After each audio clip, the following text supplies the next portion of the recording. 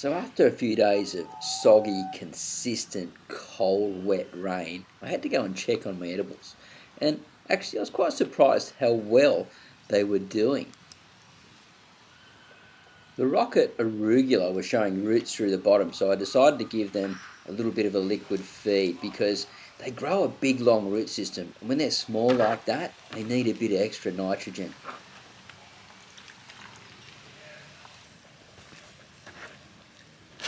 The winter cherry tomatoes are even looking quite nice. I'm really happy with the results so far.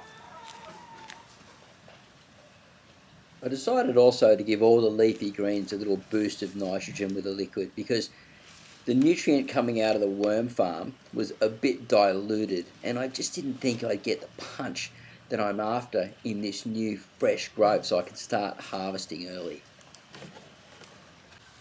These are the red cabbage microgreens. Now, they seem to be a bit sort of sparsely, so I think what I'm going to do is let them grow into a baby leaf. They fill up more space and use them in some type of meal.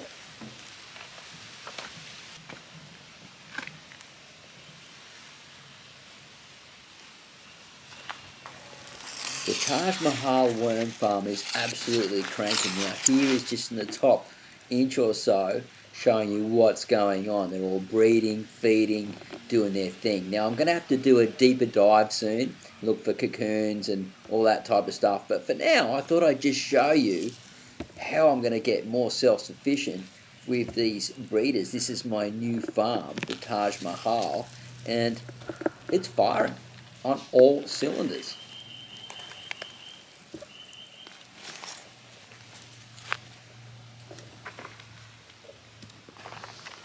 This big bucket of rainwater will be perfect to put back through the farm so I can start creating my own liquid fertilizers again.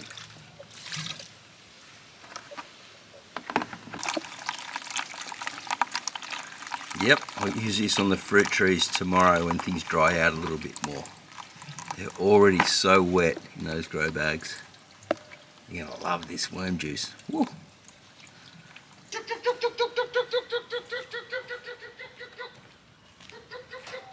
Here we go.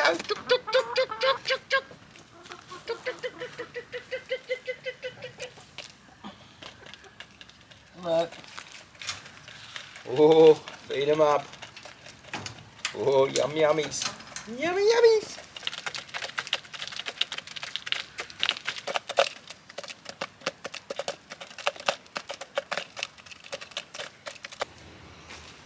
So many have been asking for a tour of my backyard, so I thought why not give you sort of a bird's eye view from the back here. Now, some of you in the comments mentioned the hat is back. Well, it never really left, it just gets misplaced from time to time, and I grab it when I'm outside. This hat has a real history to it, went in the washing machine, totally changed its shape, and become what it is. And some kids really give me a hard time about this hat, believe it or not, when I'm out in the street or somewhere.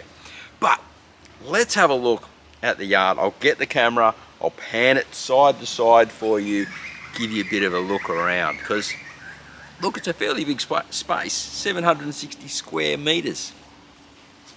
So here we go. We're going to start right over in the southern side, so that's the coolest side over there. And we've got to do some repairs on the fence over there, and over here is going to be the worm area where we're going to start our composting. And then we've got some big golden cane palms there, and over here at the house, which is really interesting,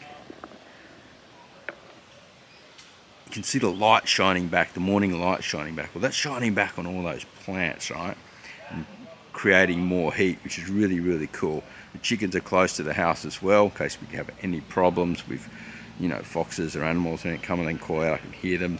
Also, we're building on the side there a little garden. That's the first garden where we've got the bales going on, and we're building the soils there, getting the chickens active into that spot. And the plants are nice and close to the back door at the moment, so I can walk out, harvest, take them in, and get the food into production. So after all the rain, I've learnt where all the boggy parts are, and I'll tell you what, this yard gets pretty wet. we had probably close to 50 mil, 60 mil of rain. I don't know, it could have been 80, I didn't even check. There was quite a lot. And the water was puddling in a lot of spaces. You could see how this yard flooded so easily when the ground was already saturated. Now, what I'll probably have to do is build raised beds here, I reckon.